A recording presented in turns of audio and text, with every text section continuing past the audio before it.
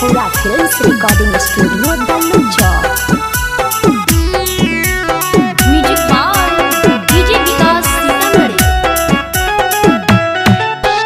जीजा जी के देहिया हवेली जाला रे लहंगाया बिले बाकी चल। जीजा जी के देहिया हवेली जाला रे लहंगाया बिले बाकी चल। होलिया में हिलाई के रंगवा डाल तौगे सब छौड़ा हिराना में। होलिया में हिलाई के रंगवा डाल तौगे सब छौड़ा हिराना में। लहे लहे रंग तौ चौहाना में गे छौड़ी मैंने तोर खजाना में। लहे लहे रंग तौ चौहाना में गे छौड़ी मैंने तोर खजाना में। कुशवा हाजी कमर पर लगई तौगे ढोलिया पर पसवाना में। लहे लहे रंग तौ चौहाना में गे छौड़ी मैंने तोर खजाना में। घर से नहीं बहा रानी कली हेंगे छौड़ी होलिया के दिना में।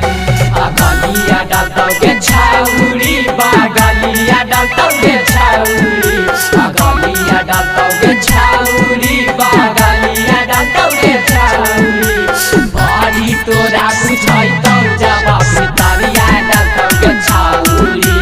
बड़ी तोरा बुझैतौ जब भितरिया डालतौगे छौड़ी। लाला जी लहंगा लेटई तौगे जोबना धरतौ बबुआना में। सोनारो के सना कलहो मना में गे जब से अइलौ फागुना में। लहे लहे रंग तौ चौहाना में गे छौड़ी मैंने तोर खजाना में।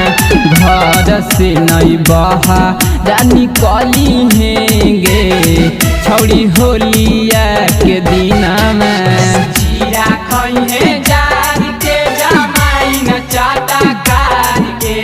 जीरा खइहे जार के जमाई न चाटा कार के। हमारा से लगबैहे गे छौड़ी चोलिया उगार के। हमारा से लगबैहे गे छौड़ी चोलिया उगार के। पारे जी पिचकारी घुसई तौगे महतो मुहले तौ मना में। अरविंद अनिरुद्ध गमा छाबी छई तौगे बाली लूटले तौ धना में। लहे लहे रंग तौ चौहाना में गे छौड़ी मैंने तोर खजाना में। लहे लहे रंग तौ चौहाना में गे छौड़ी मैंने तोर खजाना में।